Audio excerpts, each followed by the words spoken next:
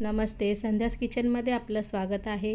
आज मी बनवत आहे बटाट्याचे मस्त कुरकुरीत पापड। तर हे पापड आहेत ना, तुम्ही उपवासासाठी देखील बनवू शकता। अप्रतिम तयार होतात, बनवायला अगदी सोपे आहेत आणि चवीला देखील ना खूपच भारी आहेत। तर चला तर मग रेसिपीला सुरुवात करू। तर इथे ना मी 1 किलो बटाटे घेतलेले आहेत। बटाटे आहेत ना उकडून घेतलेत, तर याची सालं काढून किसून घेणार आहे।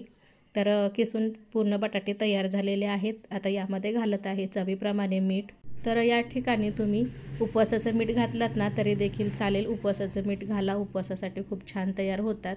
तर 1 चमचा आहे ना मी हिरवी मिरची कुटून घेतलेली आहे। तुमच्याकडे लाल मिरची जर चालत असेल तर लाल मिरची घातलात ना तरी देखील चालेल, किंवा हिरवी मिरचीमध्ये जिरे वगैरे कुटून घातलात ना, कोथिंबीर थोडीशी, तरी देखील चालेल जर तुमच्याकडे उपवासाला चालत असेल तर। आमच्याकडे चालत नाही म्हणून मी फक्त हिरवी मिरचीच घातलेली आहे।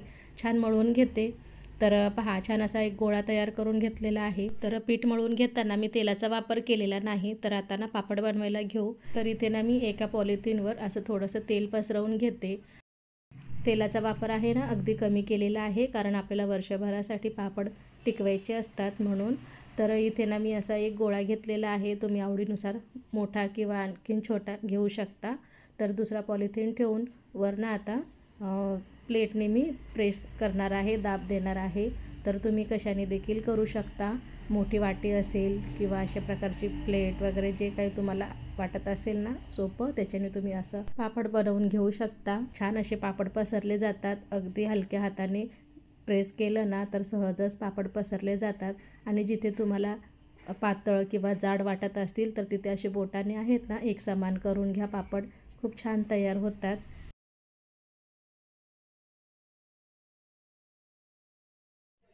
तर पहा, छान असा पापड तयार झालेला आहे। अगदी कमी मेहनतीमध्ये जास्त लाटी लाटून घेण्याची किंवा कशाचीच अगदी गरज नाही। प्लेटने दाब दिला ना तर छान असा पापड पसरला जातो। किती छान तयार झालेला आहे। तर मी हा पापड आहे ना घरामध्येच सुकवायला घालणार आहे। तर टेबलवरती ना मोठा पॉलिथिन अंथरून त्यावर ना पापड घालत आहे। तर सगळे पापड आहेत ना याच पद्धतीने तयार करून घेणार आहे। आणि मी घरामध्ये सुकवून घेत आहे म्हणून ना दुसऱ्या दिवशी उन्हाला लावून घेते।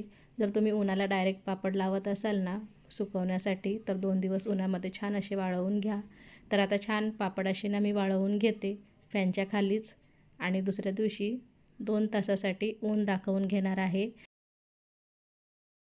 तर पहा, 2 दिवसाच्या नंतर छान असे पापड ना सुकून तयार झालेले आहेत। मस्त असा रंगही फार सुंदर दिसत आहे। हिरवी मिरची घातल्यामुळे आणखीन छान असे पापड दिसत आहेत आणि चवीला देखील ना खूपच भारी आहेत। तर हे पापड आहेत ना मी अगदी पातळ किंवा जाड तयार करून घेतलेले नाहीत, मध्यम साईजचे पापड बनवून घेतलेले आहेत। जरा जाड पापड असले ना तर खायला खूप छान लागतात। तर काय आहे ना, पापड बनवताना मुलांची मदत घेतली त्यामुळे ना पापड आहेत ते कुठले छोटे आणि कुठले मोठे असे दिसत आहेत, तरी पण काही हरकत नाही, पापड खूप अप्रतिम तयार झालेले आहेत। तर इथे मी ना तळण्यासाठी तेल गरम करून घेतलेलं आहे आणि पापड तळायला घेते।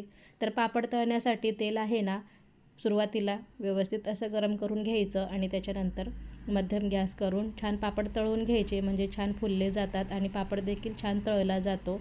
तर याच पद्धतीने ना मी आणखीन 2-3 पापड तळवून घेणार आहे।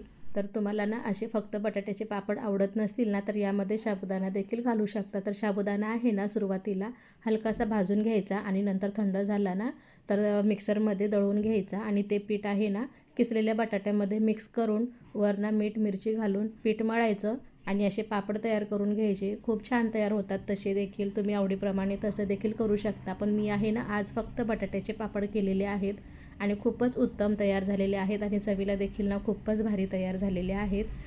तर पहा, पापड आहेत ना तळून घेतलेले आहेत आणि दिसायला किती सुंदर असे दिसत आहेत। तर तुम्हाला तोडून देखील दाखवते, अगदी सहज तुटत आहेत आणि एकदम खुसखुशीत आणि कुरकुरीत पापड तयार झालेले आहेत। आणखीन एक मजेदार गोष्ट म्हणजे पापडाला ना जास्त तेल निघत नाही, अगदी छान असे पापड तयार होतात। तर पहा, बटाट्याचे पापड तयार झालेले आहेत। तुम्हाला जर रेसिपी आवडली असेल तर लाईक करा, शेअर करा आणि चॅनलला सबस्क्राईब करा।